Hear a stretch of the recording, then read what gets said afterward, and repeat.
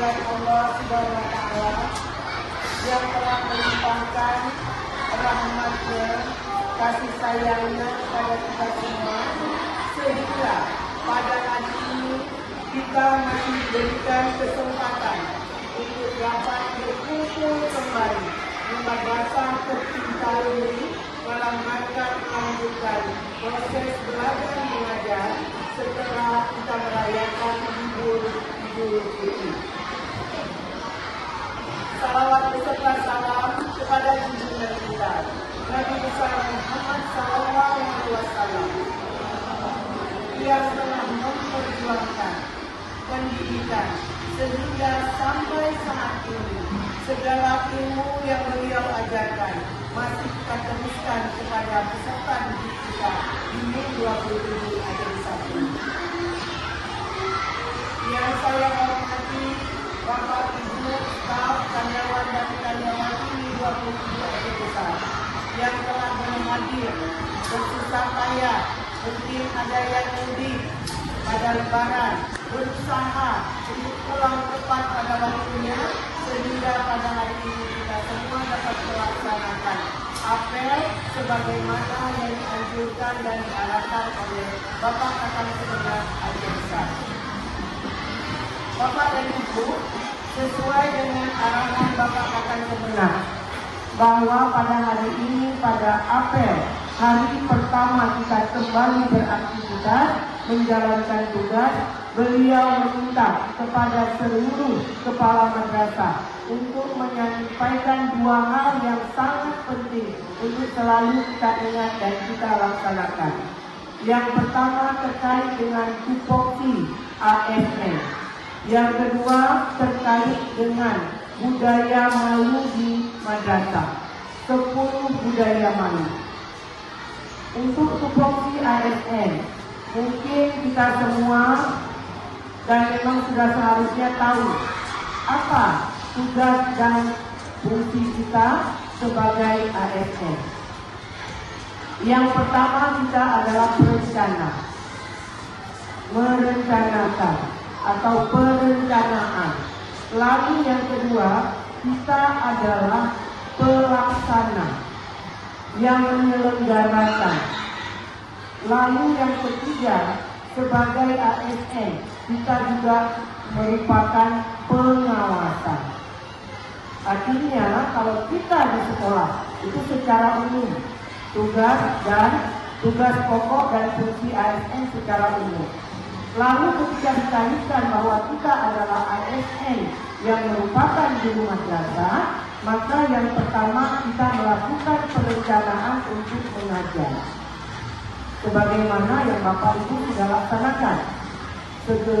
Sebelum melaksanakan pembelajaran, tentunya sudah menyiapkan RTP-nya terlebih dahulu. Lalu pelaksanaan, itulah yang kita lakukan setiap hari. Hadir ke madrasah memberikan pembinaan pendidikan kepada peserta didik kita semua. Lalu pengawasan. Kalau di madrasah pengawasan kita adalah mengawasi seluruh program madrasah, lalu mengawasi bahwa memastikan anak-anak kita semua bisa belajar dengan baik.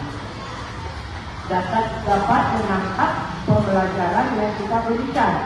Mereka paham, tahu tujuan apa yang mereka pelajari. Nah itu tupoksi ASN untuk bidang pendidikan sesuai dengan kita yang di madrasah. Lalu terkait dengan 10 budaya malu, kita minta kami kepala sekolah untuk mengingatkan kembali kepada seluruh dewan guru untuk dapat melaksanakan atau menghindari apa yang tertera pada budaya malu madrasah. Kira-kira kita masih ingat ya 10 budaya malu itu? Yang pertama sekali, bagi yang ingat sama-sama kita ingat ya, karena ibu juga bisa lupa. 10 budaya malu yang pertama sekali kalau nggak salah itu adalah kehadiran.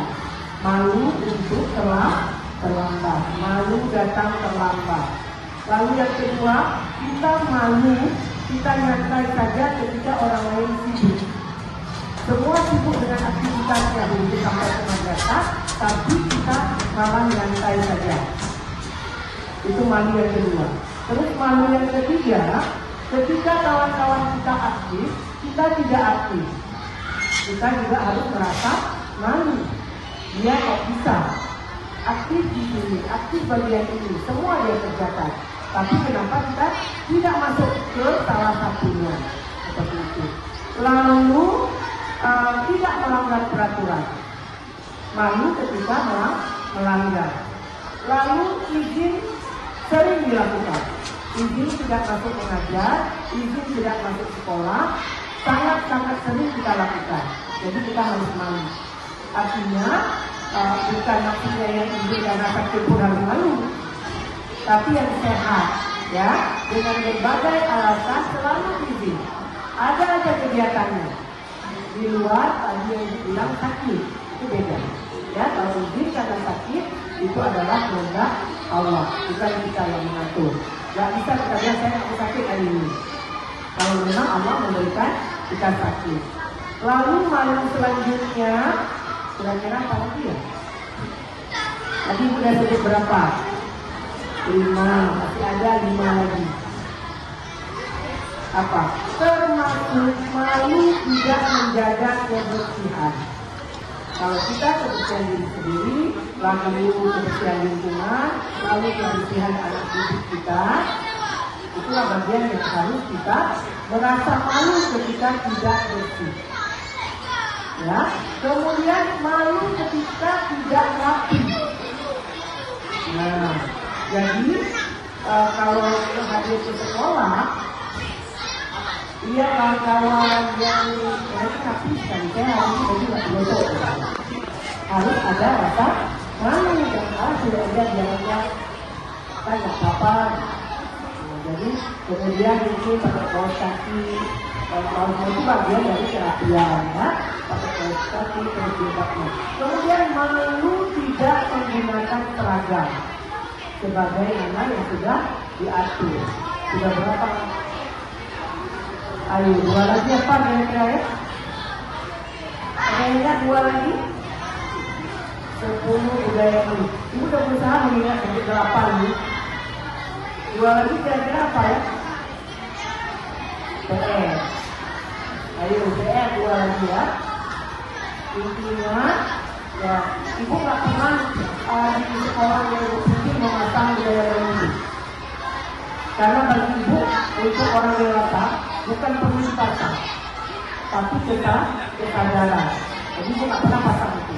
Kalau di sekolah-sekolah lain itu bapak ibu kuliah, baru sadar mereka sudah dipasang budaya malu, tapi ibu nggak pernah pasang. Karena ibu lebih kita ini soalnya ya, rasa malu itu lebih kepada diri kita di luar dulu. Kalau anak-anak rasa malunya dari kita yang tanamkan. Nah, jadi tidak perlu dipampang 10 budaya malu. Nah, seperti itu. Apa ya lagi 2 lagi kok bisa lupa lagi. Papa kita yang ada, insya Allah kita sejauh ini, ya, sejauh ini kita sudah berusaha walaupun tidak terpampang 10 budaya malu itu, tapi ibu tahu dalam dulu di 27 atau besar ketika melakukan satu kesalahan, baru satu ya, tidak merasa malu.